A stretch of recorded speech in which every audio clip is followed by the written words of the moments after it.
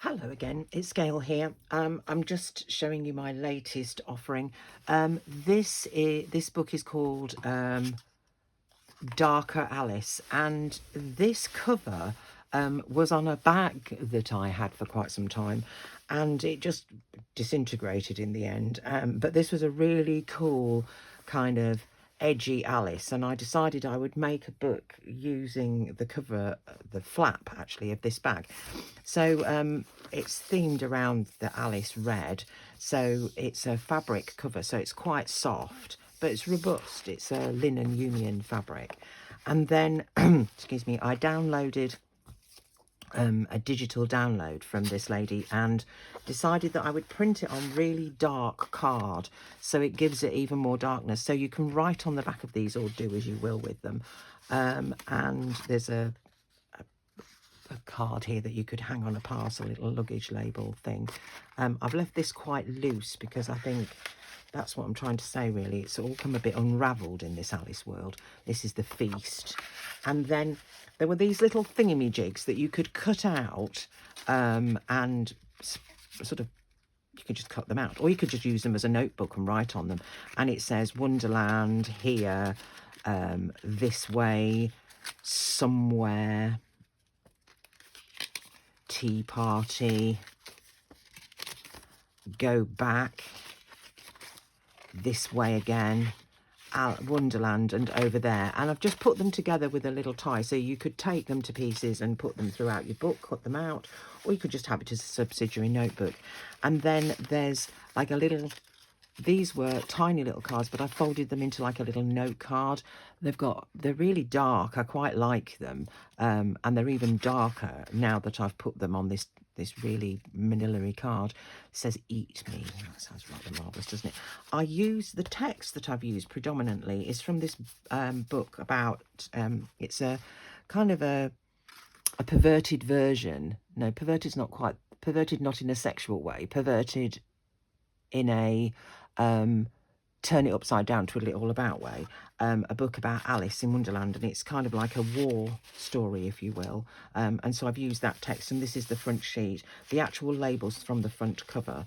So these are some of the downloads. They're rather beautiful. I have fiddled with the colourway a bit to make them slightly darker, and I've put them with some writing on the back. This is an old copy notebook, so you write on here. There's a piece of carbonated paper at the back, and it goes, so you keep a copy and the customer keeps a copy, I guess. This is avocado dyed in the metal tin. A bit more Stanley Gibbons, you can't go wrong with him, can you? This was a piece of avocado paper that I dried outside, and it fell down the back of the table, and it got left there, and it was left there for quite some time, and the snails had it, and I quite like the way they've terrorised it a bit. You know, let nature help you and all that. This is just another one of those digital downloads, and I've overlaid it with a teacup and a little bit of a bottle that I'd cut from an index card from something else. A bit of gel plate printed paper, and some, I've put these on here like this with a paper clip because I thought you might like to do what you will with them. They're little tags, but I've put them together. You can put your own ribbon on, use them for whatever you will. You could, if you felt inclined, glue them to the corner of a page and then use them as a tuck spot if you felt like it. I don't want to take all the fun out of owning this journal, so I've kind of left a few bits of mayhem and merriment for you to play with. So that's that. A bit more gel plate printing.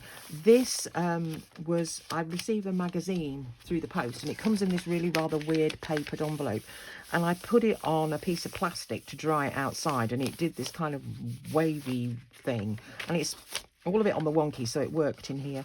Another digital download. This is a bit from the book. This is the Eat Me card, a bit slightly larger. A little tuck spot. You can put your own things in here. You can write on all of these pieces. There's a big sheet here. This opens out, and there's another one of these little funky things. They look really rather weirdly. And these mushrooms feature on the back cover of the sort of, if you imagine that the cover of this was the flap of a bag, there's some of those funky mushrooms on the back. More of this metal tin patina stuff going on. More of this weird blue paper. There are two signatures in this Alice book. This is the first one. And I wanted it to be dark and grungy. There's another writing sheet there that you can open out and go at it. Of course, you can stick things on here. You can tear pages out. I think this is rather beautiful. As I say, I've fiddled with the hue and contrast of these, so some of them are not quite the same as others. I quite like that. Quite like this raggly edge here. There's more of that beautiful green. It's rather beautiful, I have to say. A bit more paper for you. This is the other side of that snail-eaten thing. They kind of do this. They kind of, I don't know what they do, but I suppose when they're going over the, I don't know. It's dry. It's wonderful. I quite like it. That's kind of almost heart-shaped by nature. Some more of this dark. That was in the tin a long time, I think, because it's gone very dark indeed. Another bit of that receipt book paper. That's what it's called, a receipt book. I knew I'd get the words in the end. This is chapter 2. Alice nodded. She did see the smoke must have gone up her brain because everything seems soft at the edges. It is quite a dark book, I have to say. Found a bit of dress material. I quite like these. They look like teeth to me. I mean, I know they're notions to help you line your patterns up. And then I have this black and white bag, just a little sweetie bag, and put some more of these little like note cards, if you like. They're patterned back and front. There's that funky mushroom again, and the potions. The Mad Hatter's hat, that's rather spectacular, isn't it? More of the words from the book. Is upside down. Drink me, because, you know, you can't have Alice without drink me, can you? A grungy doily. I like a doily. More blue paper. It's kind of the general way that the world goes in my land. I've made it, used the little odds and ends that I had that are pretty, that I don't like to discard, as kind of page ends. This is the door to the little room, I think. And then I've just put a little bit of adornment to it just to cheer it up a bit. Not that it needed much cheering. You can write on all of these, draw on them, stick your stuff in, whatever you like to do. This is an envelope. This is just from the inside of I think it was a After Eights box from Christmas, and I just rubbed it with a bit of blue. The mouse in his teapot, and in here there's the crazy garden. It looks fabulous, doesn't it? I wouldn't mind having a garden like that myself, to be fair. More of this paper. Here's the white rabbit. He's looking very serious.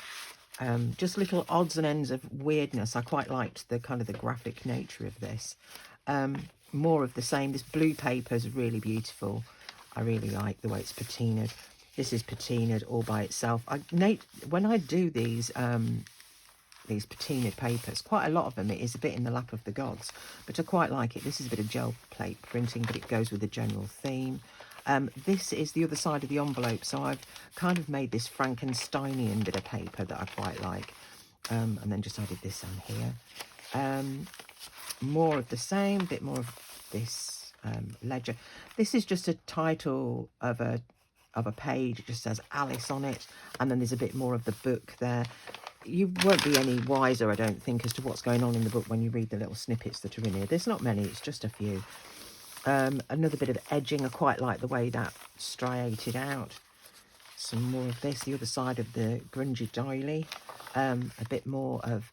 I put some packaging paper in the dye bath and it seemed to go quite well. And here he is peeking out. Look, the very dark Cheshire Cat. I quite like him. It's meant to be dark. It's meant to be a bit disturbing. I think Alice in Wonderland as a story from Lewis Carroll's quite disturbing. This is chapter 4. It's just a little bit about what goes on in this book.